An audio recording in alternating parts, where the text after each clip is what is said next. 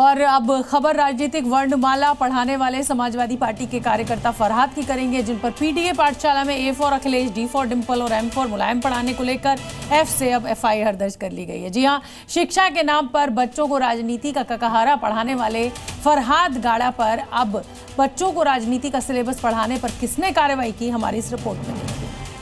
कहते हैं बच्चों की बुनियादी पढ़ाई वो कभी नहीं भूलते।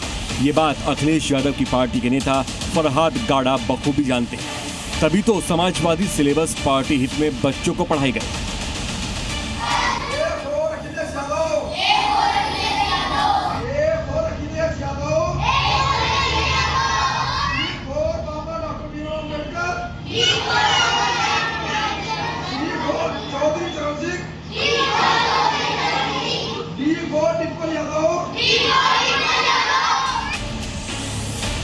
पाठशाला में फरहाद ने ऐसी पढ़ाई कराई कि यूपी की राजनीति गरमाई और हो गई सपा नेता पर कार्रवाई।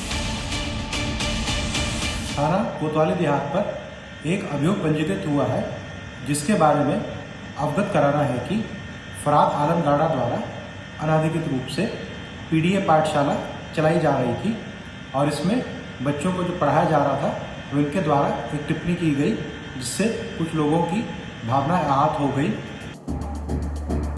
इस बात में कोई दो राय नहीं है कि पीडीए पाठशाला में सियासी स्टंट के तहत समाजवादी सिलेबस बड़ी चालाकी से बच्चों के दिमाग में बिठाया जा रहा था, पर लगता है पूरा वीडियो सामने आया नहीं, इसीलिए किसी ने बताया नहीं कि यहाँ पढ़ाई तो सामान्य भी हुई थी, बस भावनाएं तो सपा नेता के नाम से हुई थी। यूपी में योगी सरकार के स्कूल मर्जर फैसले पर सियासत गर्म है।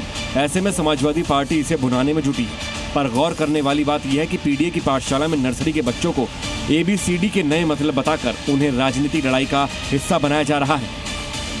2027 में यूपी विधानसभा के चुनाव है। सपा पिछड़ा, दलित और अल्पसंख्यकों को रिझाने के लिए और उनके बच्चों का भविष्य बनाने के लिए पीडीए पाठशाला चलाने का दम जरूर भर रही है, पर ऐसा लग रहा है जैसे पीडीए को चुनावी हथियार की तरह सपा इस्तेमाल कर रही है। जरा समझिए कि ककहरे में यहाँ नाम सियासी लिए जा रहे हैं, यानी बच्चों को वो नाम याद कराए जा रहे हैं जो बच्चों के कंठस्थ हो जाएं, क्योंकि बच्चे घर जाएंगे वही नाम सुनाएंगे और सपा को उम्मीद है कि ऐसे में पीडीए के वोट नहीं बट पाएंगे। हालांकि A for Akhilesh, D for Dimple और एम फॉर मुलायम की स्क्रिप्ट से आहत लोगों ने पुलिस को अपनी नाराजगी जताई और पुलिस ने भी शिकायत मिलते ही कर दी है कार्रवाई। पर कहना मुश्किल है कि फरहाद को उनकी गलती अभी तक समझ आई या नहीं आई।